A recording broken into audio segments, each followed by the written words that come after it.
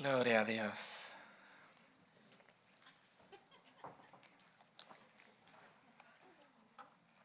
Bienvenidos familia nuevamente. ¿Cómo se encuentran hoy? ¿Bendecidos? Amén, amén. Qué privilegio tenemos de poder estar reunidos aquí, poder abrir la palabra de Dios y conocer acerca más del Señor. Hay naciones que todavía no tienen ese privilegio, hermanos. Hay que orar por esas naciones, por esos lugares donde la palabra de Dios es restringida y el evangelio no se puede proclamar abiertamente. Pero usted y yo tenemos el privilegio de abrir la Biblia, ponerla sobre nuestras piernas y aprender del Señor. Qué privilegio, hermoso privilegio. Y en eso quiero recordarles y enfatizar nuevamente en el bautismo que viene el 27 de julio. Para aquellos que ya hicieron ese compromiso con Cristo, que ya vinieron a los pies del Señor y no se han bautizado, esta es la perfecta oportunidad para que ustedes puedan decirle al mundo que pertenecen al Señor. Es un paso de obediencia en fe, ¿verdad? Ustedes ya vinieron a Cristo, le entregaron su corazón, ahora es tiempo de hacer ese paso de obediencia. Si realmente estamos en Cristo, el siguiente paso es el bautismo, ¿verdad? Es necesario el bautismo, no para la salvación, sino en obediencia al Señor, ¿verdad? Él lo deja escrito en su palabra. Así que si se va a bautizar el 27, quiero darle solamente unos tips, unas guidelines.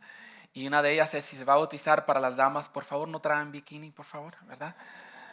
Tráigase un short, un short negro, una camisa negra o pantalón, leí lo que usted guste. No use ropa transparente para que no se vea, porque acuérdate que cuando se moja, eso va a quedar otra vez expuesto. A los varones, por favor, no traigan espiros, ¿ok? Tráiganse un short también y una camisa negra para que vengan bien cubiertos. Va a ser de gran bendición. Los que no han experimentado eso, sería una gran bendición que pudieran reunirse con nosotros y pudieran ver las vidas que son transformadas. El bautismo es un simbolismo donde simboliza la muerte del hombre viejo y el nacimiento del nuevo. Usted está diciéndole al mundo que ahora pertenece a Cristo y ahora comenzará una nueva vida en Él. Ponga aparte ese tiempo, ese día, para poderle proclamar al mundo que ahora es de Cristo. Amén. Ok, comencemos con el estudio. Estamos todavía en el capítulo 5 de Juan. Y la semana pasada estuvimos viendo del versículo 19 al versículo 29, recuerda. Y en estos versículos Jesús estaba afirmando su deidad contra estos religiosos de su tiempo. Pero realmente yo podría decir que el capítulo 5 se divide en tres secciones. Del versículo 1 al versículo 16 tenemos la sanación del paralítico. La sanación del paralítico del versículo 17 al versículo 30 tenemos la afirmación de nuestro Señor Jesucristo acerca de su deidad, declarando quién es Él, que Él es Dios, ¿verdad? Dejando en claro que Él tiene una conexión directa con el Padre, que Él es uno con el Padre, que está unido en el Padre en propósito, en voluntad, en esencia. Pero el versículo 31 al 40, el Señor cambia un poquito de dirección, el texto fluye un poquito diferente. Y Él viene y presenta evidencias de esta declaración que hace el versículo 17 al 30. Del versículo 17 al 30 dice, yo soy Dios. Y del versículo 31 al 40 dice, estas son las evidencias por las cuales yo declaro que soy Dios. Y es lo que vamos a estar viendo el día de hoy, pero vamos a continuar todavía en el versículo 30, que pertenece al texto anterior. Y si tienes tu Biblia, abra ahí, capítulo 5, versículo 30, y vamos a partir de ahí. Pero a mí siempre me gusta leer todo el pasaje y luego regresar y desglosarlo poco a poco. Si me acompaña para que podamos entender el contexto. Comienza en el versículo 30, dice, no puedo yo hacer nada por mí mismo, según oigo, así juzgo, y mi juicio es justo, porque no busco mi voluntad, sino la voluntad del que me envió, la del Padre. Si yo doy testimonio acerca de mí mismo, mi testimonio no es verdadero. Otro es el que da testimonio acerca de mí, y sé que el testimonio que da de mí es verdadero. Vosotros enviasteis mensajeros a Juan, y él dio testimonio de la verdad. Pero yo no recibo testimonio de hombre alguno, mas digo esto para que vosotros seáis salvos. Él era antorcha que ardía y alumbraba, y vosotros quisisteis regocijaros por un tiempo en su luz. Mas yo tengo mayor testimonio que el de Juan, porque las obras que el Padre me dio para que cumpliese, las mismas obras que yo hago dan testimonio de mí, que el Padre me ha enviado. También el Padre que me envió ha dado testimonio de mí. Nunca habéis oído su voz, ni habéis visto su aspecto, ni tenéis su palabra morando en vosotros, porque a quien Él envió vosotros no creéis. escudriñad las Escrituras, porque a vosotros os parece que en ellas tenéis la vida eterna, y ellas son las que dan testimonio de mí, y no queréis venir a mí para que tengáis vida. Tremendo, vuelve esta confrontación con estos religiosos de su tiempo, los fariseos, los saduceos de ese tiempo. Y el Señor continúa en el versículo 30 reafirmando esa deidad. Dice, no puedo hacer yo nada por mí mismo. ¿Qué significa esto? Que Él sigue enfatizando en la dependencia que Él tenía con el Padre. Decía que Él estaba perfectamente unido con el Padre. Y esto es algo que el Señor deja claro a través de su palabra. Cuando comenzamos en el estudio pasado, en el versículo 19, fue de la misma forma que Él comenzó. Si vuelve ahí al versículo 19, la segunda parte de ese versículo dice, en verdad les digo que el Hijo no puede hacer nada por su cuenta, sino lo que ve hacer al Padre. Estaba enfatizando de que Él y el Padre son uno, que no hay nada separado de Él, están unidos, están en perfecta unidad y Él está en perfecta obediencia a Él. Él se somete, a pesar de que Él es Dios Padre eterno, se somete a la autoridad de Dios Padre. La segunda parte de ese versículo dice, según oigo, así juzgo y mi juicio es justo. ¿Verdad? Según oigo, así juzgo y mi juicio no es justo. Dice, ¿por qué? Porque no busco mi voluntad. Porque no busco mi voluntad. ¿Qué significa esto? Que su juicio no es humano, no se basa en emociones, no es caprichoso, sino que es basado en la perfecta comunión que tiene con el Padre. ¿Verdad? Era un juicio basado en su santidad, en su justicia, y venía a juzgarnos con justo juicio. Dios quiera que no nos encontremos del otro lado. Sigue hablando de que Él no actúa de forma independiente. Dice que según oye, así juzga. ¿Qué significa esto? Que Él recibe revelación, comunicación directa con el Padre. Otra vez, esa unidad, esa perfecta unidad en la Trinidad. El Dios Trino haciendo juicio aun cuando Cristo estaba caminando entre nosotros. Más adelante en el capítulo 8 de Juan, en el versículo 16, hablando del juicio que Él da, dice esto, pero si yo juzgo, mi juicio es verdadero, porque no soy yo solo, sino yo y el Padre que me envió. El Dios Trino pasando juicio mientras Él caminaba entre nosotros. Ahora dice que su juicio es verdadero. ¿A qué se refiere con esto, hermanos? En Romanos nos dice que todo, ¿verdad? Que su juicio será justo para que Él no quede mentiroso. Está hablando de que nuestra maldad ha sido evidente. Si usted tiene que nada más ver al mundo para ver cómo el mundo está en decadencia, es evidente que el mundo está perdido sin Cristo. Es evidente. Solo tenemos que salir afuera y experimentarlo.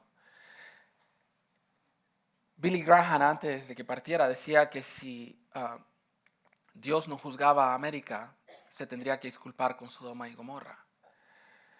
Estados Unidos ha caído en un tremendo abismo de decadencia, de pecado. Y el juicio de Dios vendrá sobre el mundo. No solamente sobre Estados Unidos, pero vendrá sobre el mundo.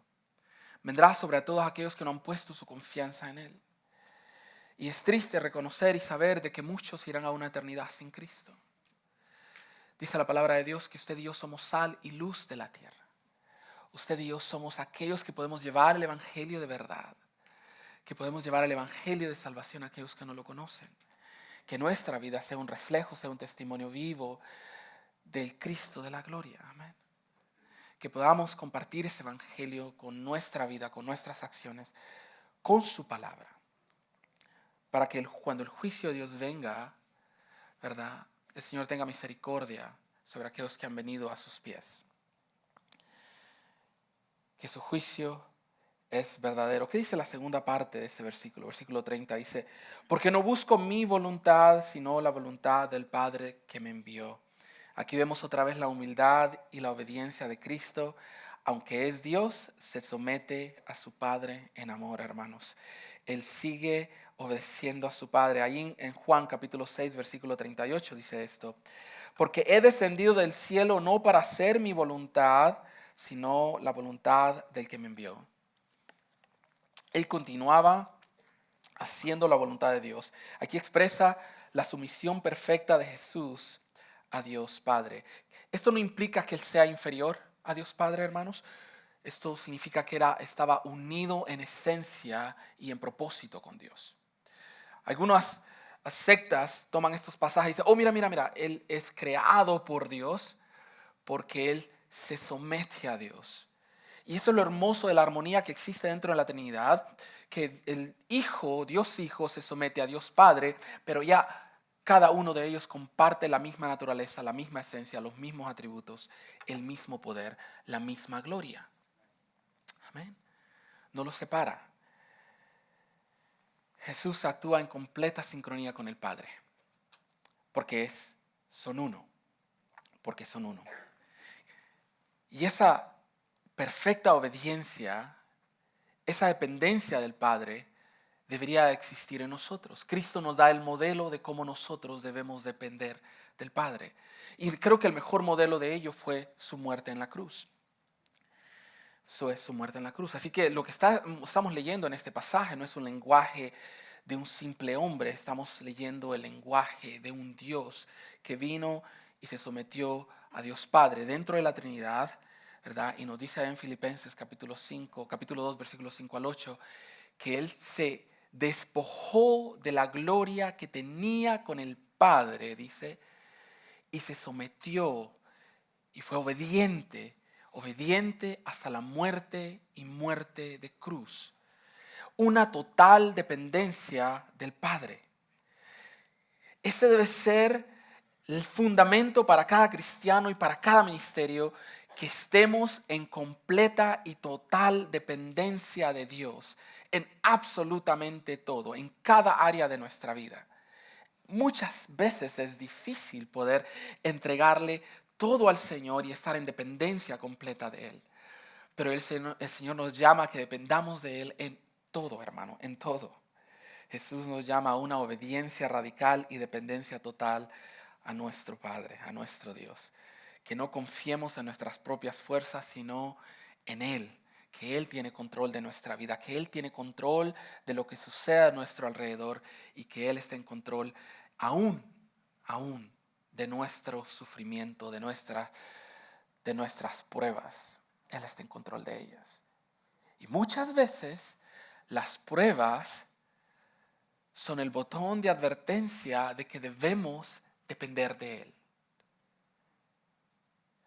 Lo que pasa es muchas veces nos volvemos autosuficientes y entramos en una zona de confort, en una zona que nos sentimos tan cómodos que todo lo que nos rodea, todas las comodidades que tenemos, nos da ese sentido de confort. Y a veces es necesario que el Señor mueva nuestra fundación para que podamos entender y reconocer que dependemos de Él. Es necesario que quizás mueva su brazo de protección de nosotros para que podamos ver que necesitamos continuamente de Él, una dependencia total de Él. Es en ese momento de aflicciones que cuando más corremos al Señor. ¿Se ha dado cuenta? Señor, no sé por qué estoy yéndome por este lado, pero es en ese momento cuando estamos desesperados y clamamos a Él, es cuando entendemos que todo depende de Él. Que todo depende de Él. El aire que respiramos, la salud que tenemos, el trabajo, el techo, los alimentos, cada dádiva buena viene de Él. Todo viene de Él, bendito Señor. El Señor nos da el modelo de dependencia y usa a su Hijo, a nuestro amado Cristo Jesús, para dejarnos ver cómo Él estaba en perfecta unidad con el Padre y dependía completamente, totalmente de su Padre. Esto cierra el contexto del pasaje anterior, del versículo 17 al 30. Y el versículo 31, Juan empieza a llevarnos en diferente área. Aquí viene Juan y nos introduce a los testigos, a las evidencias que presentará Jesús acerca de la igualdad de la deidad que tiene con Dios Padre. Y mire lo que dice en el versículo 31 al 32. Veamos ahí el 31 primeramente. Dice: Si yo doy testimonio acerca de mí mismo, mi testimonio no es verdadero. Si yo doy testimonio acerca de mí mismo, mi testimonio no es verdadero. Puede parecer confuso a primera vista, ¿verdad? Pero Jesús no está negando que su testimonio sea verdadero, que sea veraz, sino que está reconociendo el principio legal judío. Aquí nuestro Señor Jesucristo está yendo al Antiguo Testamento y le está diciendo a los judíos, a los doctores de la ley de ese tiempo, como no pueden creer por quien yo soy, déjame presentarte los testigos, aquellos que testifican de mí, ya que en Deuteronomios capítulo 19, versículo 15 hablaba de que para poder juzgar a alguien tendría que haber más de un testigo. Ahí nos dice, en Deuteronomio dice, no condenes a nadie por algún crimen o delito basado en el testimonio de un solo testigo.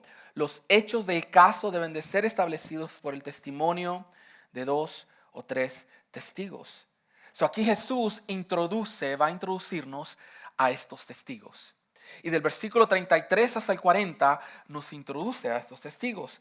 Por eso dice en la primera parte del versículo 31, si yo doy testimonio de mí mismo, aquí él está estableciendo que no está dando testimonio de acuerdo a las reglas humanas. Su testimonio no sería considerado válido si él no presentara testigos a estos maestros, no dentro de la divinidad, no dentro de Cristo, no dentro de la Trinidad.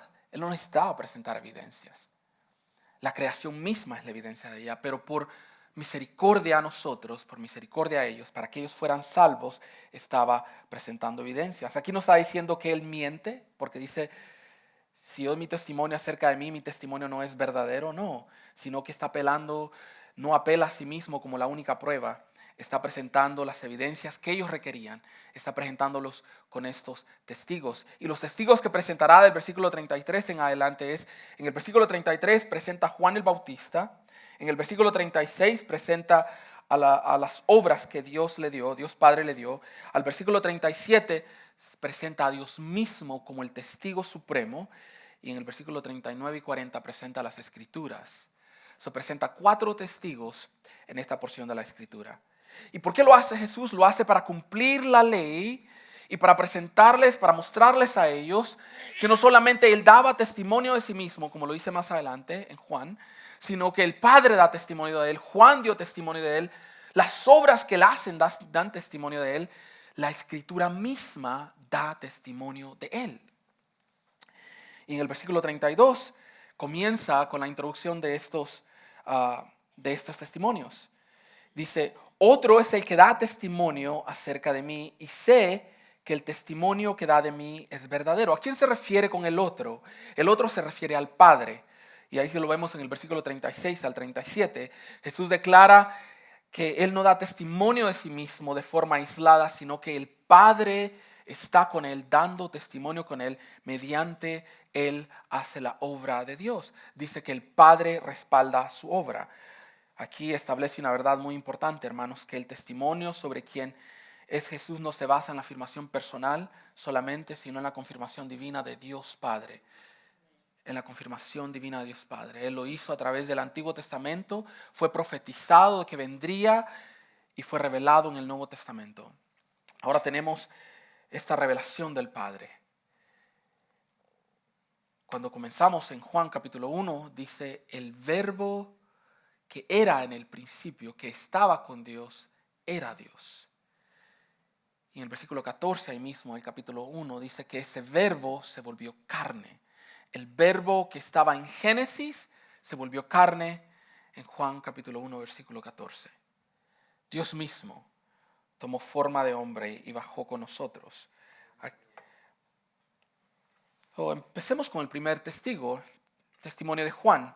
Ahí en el versículo 33 al 35 comienza con esto y dice, vosotros enviasteis a mensajeros a Juan y él dio testimonio de la verdad. Ahí en el versículo 33, vosotros enviasteis mensajeros a Juan y él dio testimonio de la verdad. ¿De qué está hablando aquí Juan? ¿De qué está hablando aquí nuestro Señor Jesucristo? Está hablando de los mensajeros que envió en el capítulo 1. ¿Recuerdan? Cuando comienza al apóstol Juan con la narración del Evangelio, del versículo 19 al 27, nos dice que se le fue enviada una delegación de judíos a Juan para cuestionar quién era Juan, ¿Se acuerda cuando estos judíos confrontaron a Juan y le preguntaron, ¿eres tú el Mesías? ¿Eres tú el Elías? ¿O eres tú alguno de los profetas? Y le dijo Juan, no, yo solamente soy aquel que prepara el camino del que viene tras de mí. Después de que estos judíos fueron enviados, estos judíos seguían persiguiendo a Juan porque querían ver con qué autoridad bautizaba Juan.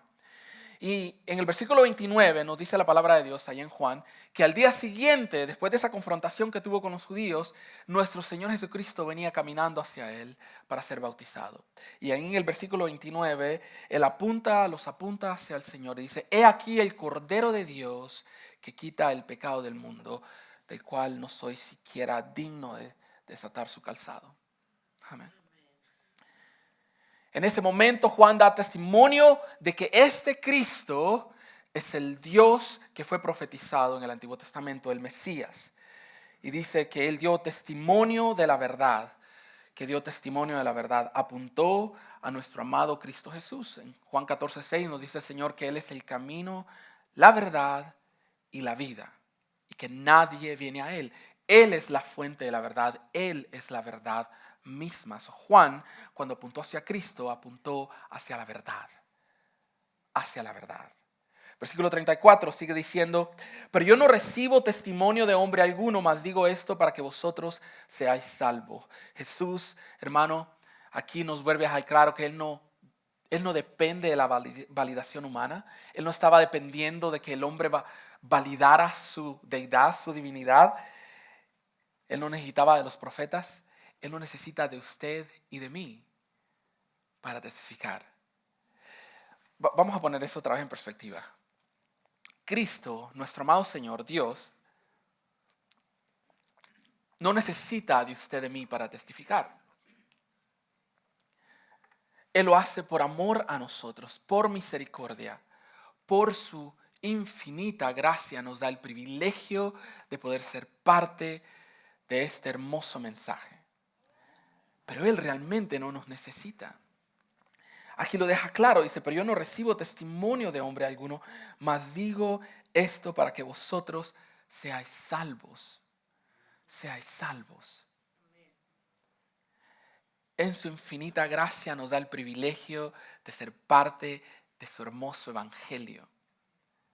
Usted y yo tenemos el privilegio que ni siquiera los ángeles tienen de proclamar su evangelio, de llevar las buenas nuevas de salvación a aquellos que no la tienen, a aquellos que no han recibido a Cristo, a aquellos que todavía están en oscuridad. Dice el Señor que aún para que nosotros seamos salvos nos da esa oportunidad. Nos da esa oportunidad. Es tremendo porque estos hombres querían validar la autoridad divina de Dios. Pero menciona Juan que estos líderes no estaban abiertos a nuestro Señor Jesucristo. El Señor utiliza a Juan porque estaban más abiertos a recibir a Juan que a recibir a Cristo. Interesante.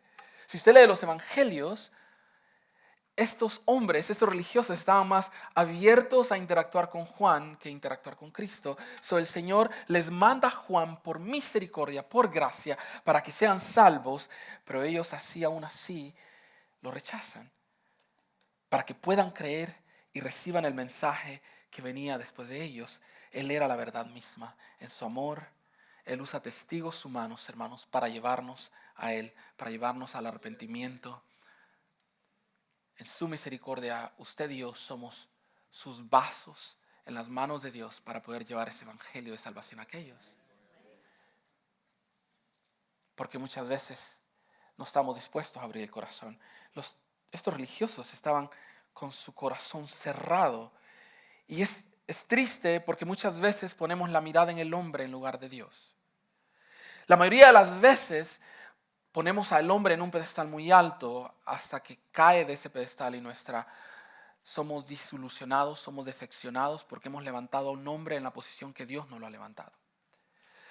Los judíos de este tiempo quizás estaban levantando a Juan entre ese pedestal. El versículo 34 dice, el 35, perdón, dice que él era antorcha y que ardía y alumbraba. Está hablando de que Juan era como esta luz, ¿verdad? Que atraía. Se escucha feo lo que voy a decir. Henry Ironside era un gran predicador de de nuestro tiempo. Cuando llegó a este versículo, dice que ven a Juan como una luz que atraía. Pero él lo dice que el cristiano, en este caso Juan el Bautista, era como una luz que está fuera de su casa que atrae moscas. ¿Se ha dado cuenta? Y muchas veces nosotros somos esa mosca, ¿verdad? Somos atraídos por la luz hasta que somos convertidas en esa hermosa mariposa. Somos transformados de ese gusano a esta hermosa mariposa que el Señor hace, ¿verdad? Esa transformación que Él hace. En este caso, no podría decir yo pero podríamos decir que los judíos, los religiosos de ese tiempo eran atraídos como moscas a Juan. Dice, Él era la antorcha que ardía y alumbraba y vosotros quisisteis regocijaos por un tiempo en su luz. Aquí continúa refiriéndose nuestro Señor Jesucristo a Juan el Bautista y usando esta hermosa metáfora de que Él era la luz. La palabra de Dios nos dice que usted y yo somos luz, ¿verdad? ¿Por qué era luz Juan? Porque ardía con una pasión para proclamar la venida del Mesías y alumbraba como una luz en la oscuridad en un lugar donde se había apartado del Señor por más de 400 años. Por 400 años la revelación le fue negada al pueblo de Israel hasta que vino el Mesías en el primer siglo. Por 400 años Dios estuvo en silencio para con el pueblo de Israel hasta que Dios mismo vino y habitó entre ellos. Cuando Juan llega por primera vez, Juan se convirtió en esa luz que atraería, pero Juan era el reflejo de la luz verdadera que estaba apuntando a la verdadera luz que es Cristo Jesús. Juan no era la luz. Era Cristo y él apuntaba hacia él. Pero ellos se enfocaron en la reflexión de la luz en lugar de continuar hacia la luz verdadera. Juan lo dice ahí en el capítulo 1, versículo 8 al 9. Mire lo que dice Juan. Nos dice Juan el apóstol, dice, y Juan el Bautista no era la luz. Era solo un testigo para hablar de la luz, aquel que es la luz verdadera, quien da luz a todos, venía al mundo. El Dios verdadero, la luz verdadera venía al mundo, la fuente de la luz verdadera venía al mundo. Y aquí presenta a nuestro Señor Jesucristo el primer testigo, Juan el Bautista, pero en el versículo 36 en adelante, el versículo 35, la segunda parte, antes de pasarme ahí, dice que nos queríamos regocijar por un tiempo en su luz, en lugar de enfocarnos en la luz verdadera. Vamos al versículo 36, cuando presenta el segundo testigo. Versículo 36 dice, mas yo tengo mayor testimonio que el de Juan, porque las obras que el Padre me dio para que cumpliese las mismas obras que yo hago dan testimonio de mí, que el Padre me ha enviado. ¿Qué significa esto, hermanos? ¿De qué está hablando el Señor con las obras que el Padre le dio? Está hablando de los milagros, de las señales. Al principio del capítulo 5 vimos una de esas señales, levantando al paralítico de estos 38 años de enfermedad, levantando a los muertos, dando sanidad a los leprosos, dando vista a los ciegos. Está hablando de que las mismas obras que el Padre le dio son evidencia misma, son un testigo mismo de que Él es Dios. La vida y ministerio de nuestro Señor Jesucristo por esos 3 años y medio dieron testimonio de que Él era Dios y que fue enviado por Dios Padre. Allí en Juan capítulo 10, versículo 25, esto es lo que dice, hablando de las obras que Dios le dio. Dice, Jesús le respondió en otra confrontación con los fariseos. Jesús le respondió y les dijo, se lo he dicho y no me creen. Las obras que yo hago en nombre de mi Padre, esas dan testimonio de mí. Las obras que yo hago son el testigo mío, son el testigo de mi autoridad, de mi divinidad. Estas demuestran que soy Dios. Más adelante, 13 versículos más adelante, ahí mismo capítulo 10, versículo 38, sigue diciendo, pero si las hago, aunque no me crean a mí, crean las obras para que sepan y entiendan que el Padre está en mí y yo en el Padre. Vuelve a tomar esa parte donde dice, yo y el Padre somos uno, yo soy Dios. Continuamente a través del Evangelio de Juan, Cristo continúa enfatizando de que Él es Dios.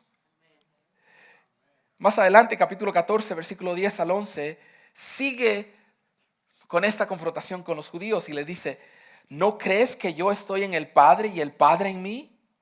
Las palabras que yo les digo, no las hablo por mi propia cuenta, sino que el Padre que mora en mí es el que hace las obras.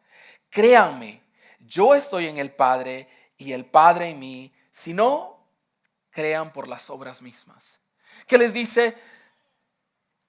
Aquí está mi primer testigo, Juan el Bautista. Aquí está el segundo testigo, las obras. Si no creen por quien yo soy, crean por las obras que hago. Crean por Juan el Bautista que fue enviado delante de mí. Estas son las que testifican de mí. Estas son las que testifican de mí. Versículo 37 al 38 dice, ok. Si no quieres creer por Juan el Bautista, no quieres creer por las obras que hago, he aquí te presentaré a mi testigo supremo, y introduce a Dios Padre. Mire lo que dice en el versículo 37.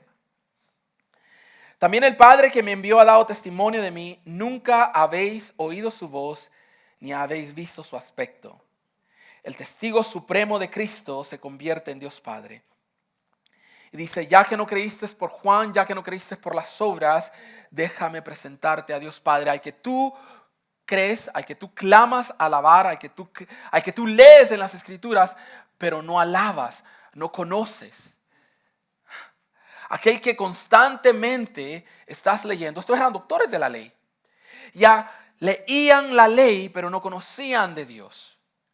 Aquí les dice, déjame presentarte al testigo supremo, a Dios Padre. Ahí capítulo 8, versículo 18, la última parte de ese versículo dice, el Padre que me envió da testimonio de mí.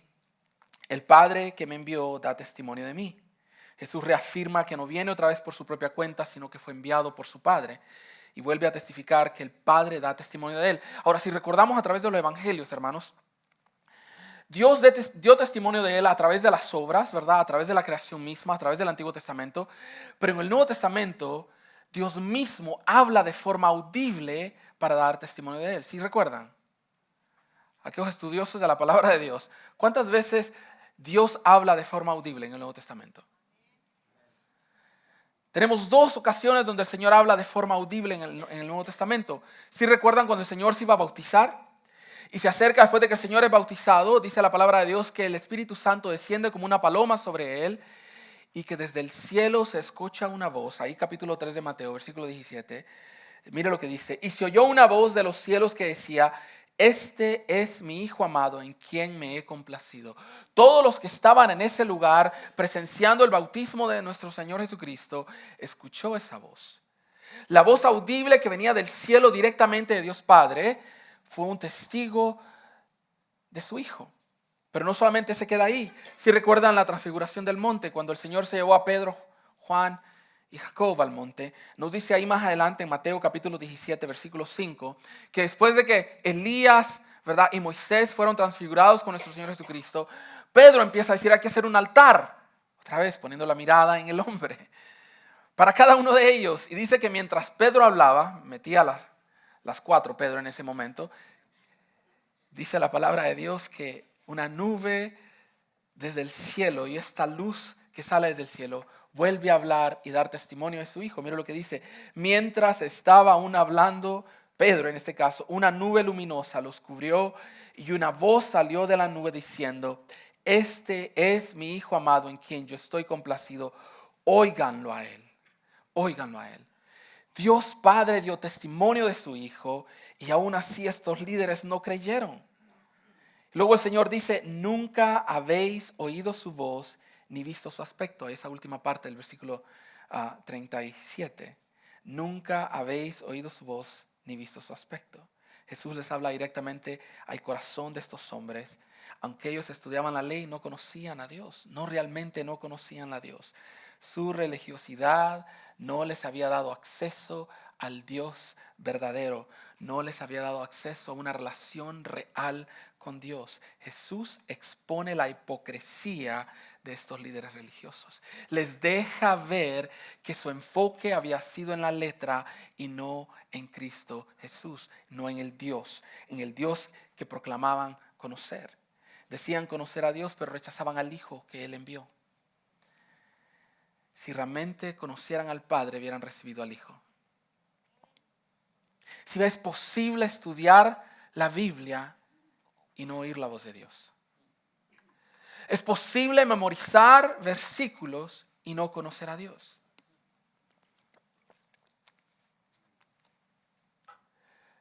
La palabra de Dios debe de habitar en nosotros, debe de vivir en nosotros.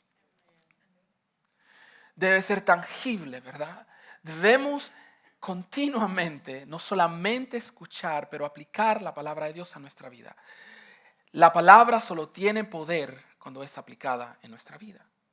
Si solo es leída y estudiada como un conocimiento, es solo información que llega a su cerebro. Pastor Chuck siempre decía que muchos no llegarán al cielo por 15 pulgadas. Porque es 15 pulgadas del cerebro al corazón. Esa palabra solamente quedó en la mente, pero nunca bajó al corazón.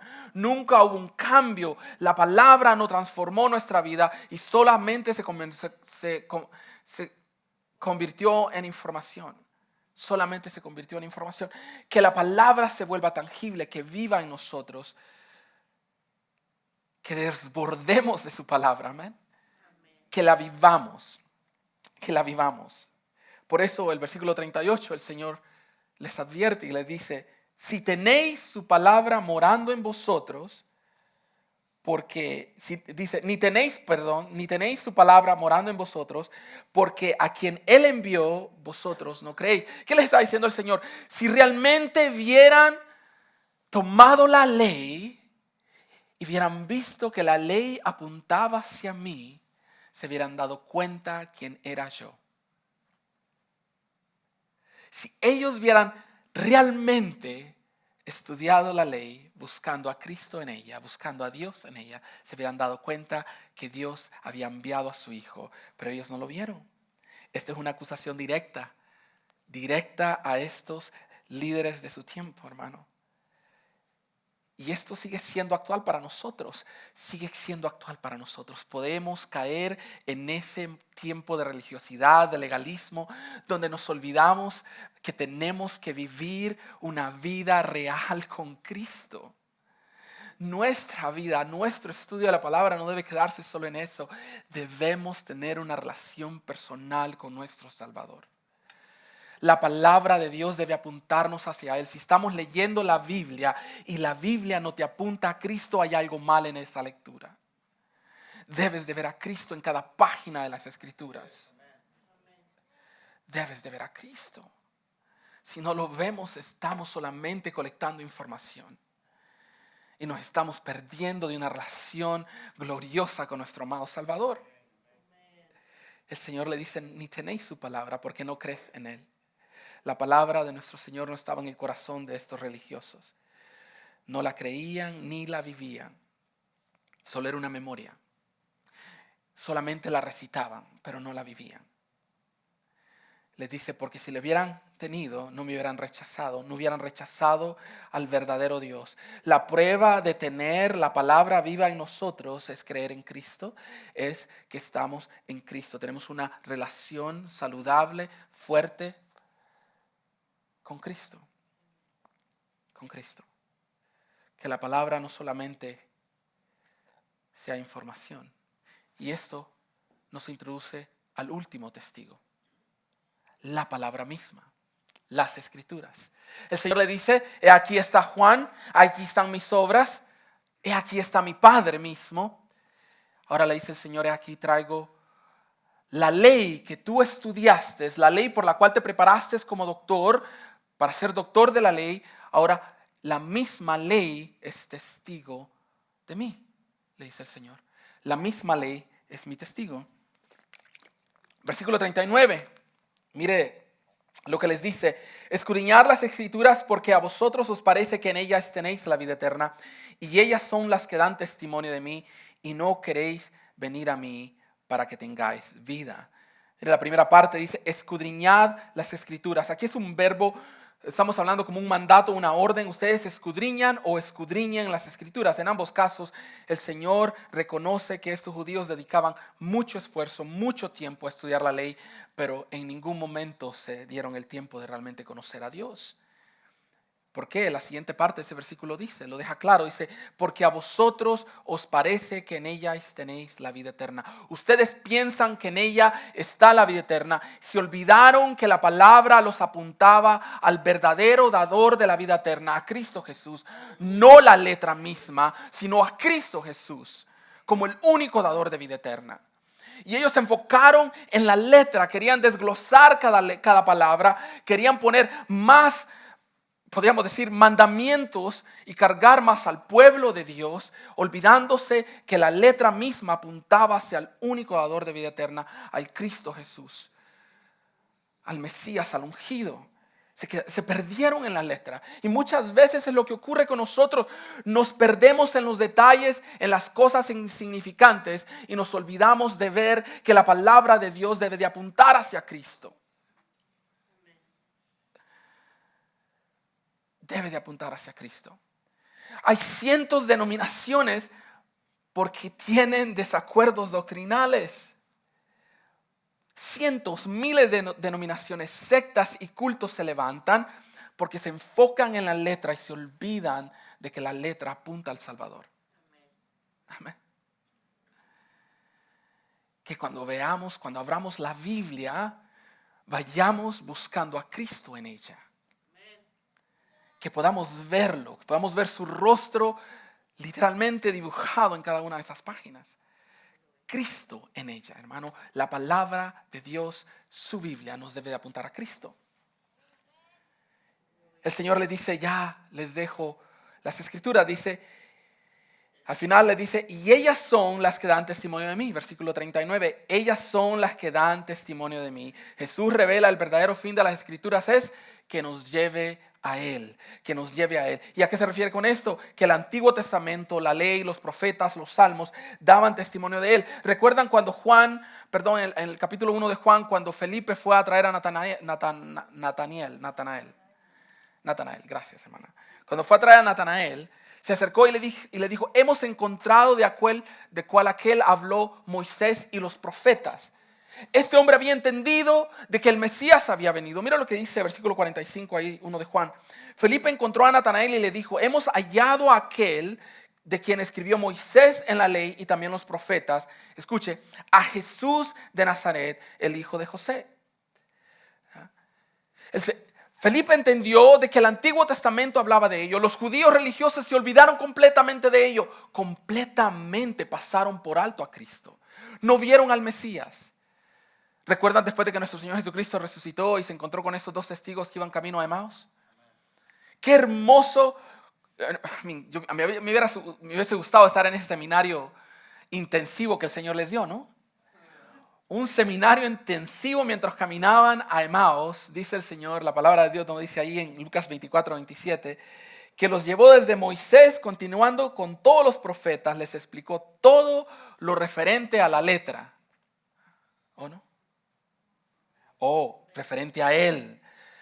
Referente a Él en las Escrituras. ¿Sí ve? Dice que las Escrituras lo apuntaban a Él. ¿Y a qué se refería? Que los llevó desde Moisés hasta los profetas. El Antiguo Testamento, los 39 libros que usted escucha, los judíos, los hebreos en este caso, usualmente lo dividen en dos secciones, la ley y los profetas. A eso se refiere a todos los 39 libros del Antiguo Testamento. ¿A qué se refiere que el Antiguo Testamento dio testimonio de Cristo? En el primer libro, en Génesis capítulo 3, versículo 15, vemos la primera profecía mesiánica, donde la palabra de Dios dice que la simiente de la mujer le aplastará la cabeza a la serpiente y la serpiente le morderá el carcañal. Es la primera profecía mesiánica, la redención del pecador a través de su Hijo que sería crucificado en un futuro por nosotros. ¿Qué acerca del Cordero Pascual en Éxodo capítulo 12?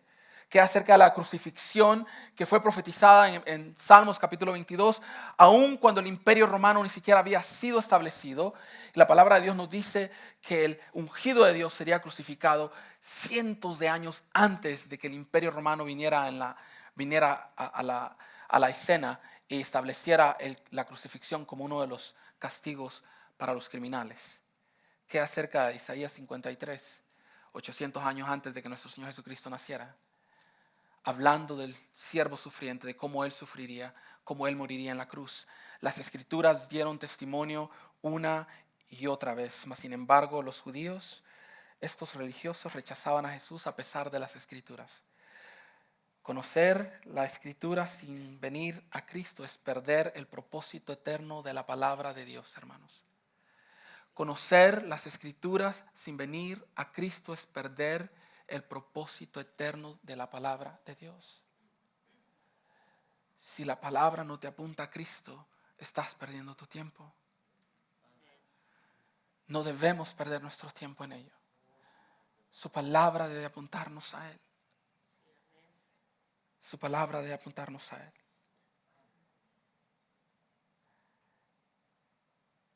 Que no caigamos en el error de que creemos que conocemos las Escrituras y no conocemos a Dios. Estos religiosos conocían las Escrituras, pero no conocían a Dios. Conocer las Escrituras sin conocer a Cristo es como leer una carta de amor sin nunca conocer al autor. Esta carta fue dada a nosotros. ¿Te imaginas leyendo una carta de amor sin conocer al autor? Sin tener una relación con él. Sin poder amarlo. Sin poder experimentarlo. ¿Te imaginas, hermano? ¿Cómo entonces podemos tener una relación con este Cristo al cual no buscamos en sus Escrituras, al cual no nos apunta a Él?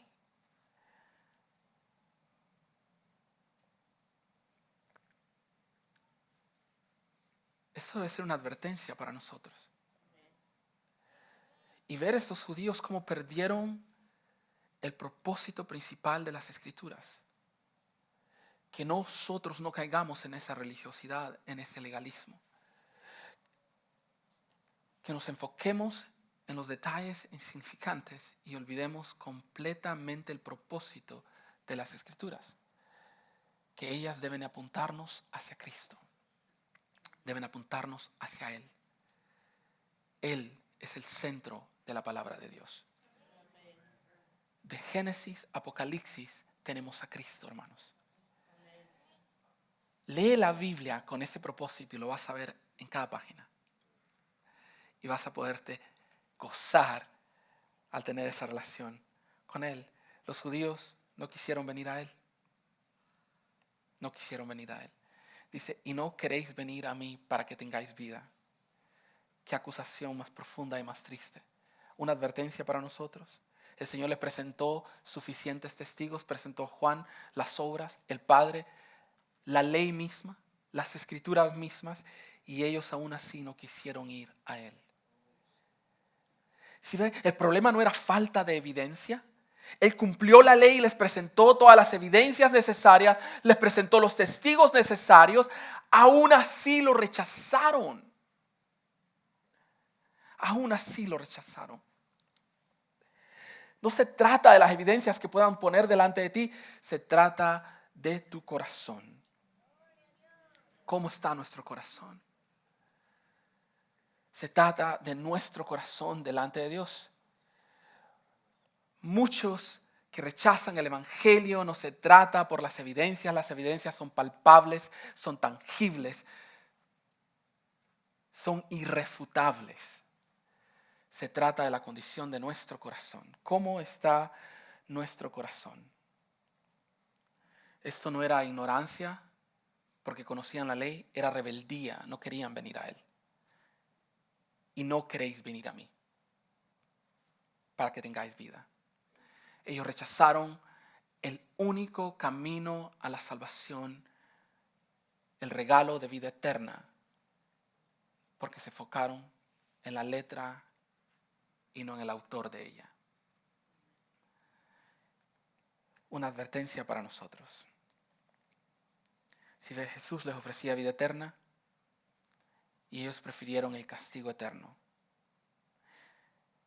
Es triste. Es triste que el hombre sin Cristo anda varado y prefiere la oscuridad que antes a Cristo.